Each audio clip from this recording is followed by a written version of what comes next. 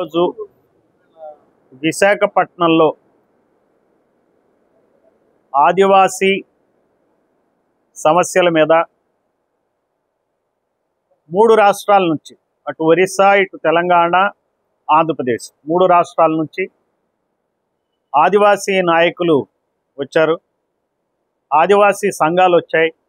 ఈ సంఘాల నాయకులు, రాజకీయ నాయకులు అందరూ కూడా అన్ని పార్టీలకు చెందిన వాళ్ళు ఇక్కడ 2 రోజులుగా చర్చించి ఆదివాసీ చట్టాల అమలు కోసం, రాజ్యాంగపరమైనటువంటి హక్కుల సాధన కోసం ఒక సమన్వయ కమిటీని ఏర్పాటు చేయడం జరిగింది.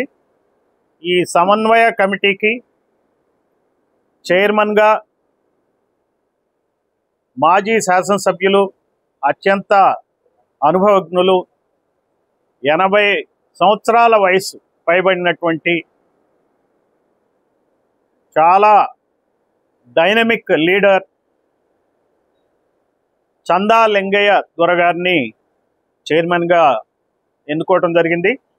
అలానే మరి లకే రాజారావు గారు మాజీ ఎమ్మెల్యే, మన విశాఖ ఏజెన్సీ ప్రాంతంలో సుపరిచితులు, బహుజన నాయకులు, all India Bahujan Samaj party president అయినటువంటి లకే రాజారావు గారిని కన్వీనర్గా నియమించడం జరిగింది.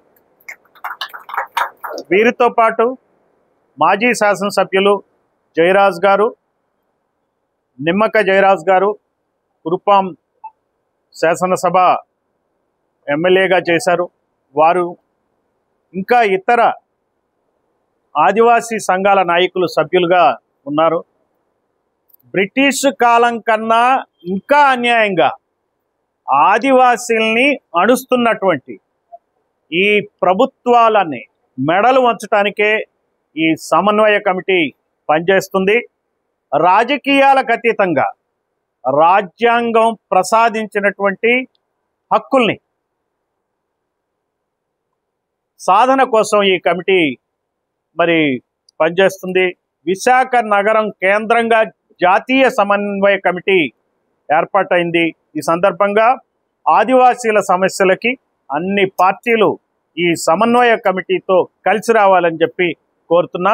ముందుగా మన సమన్వయ కమిటీ చైర్మన్, ఆదివాసీ హక్కుల సమన్వయ కమిటీ చైర్మన్ చందా లింగయ్య దొర గారు మాట్లాడతారు.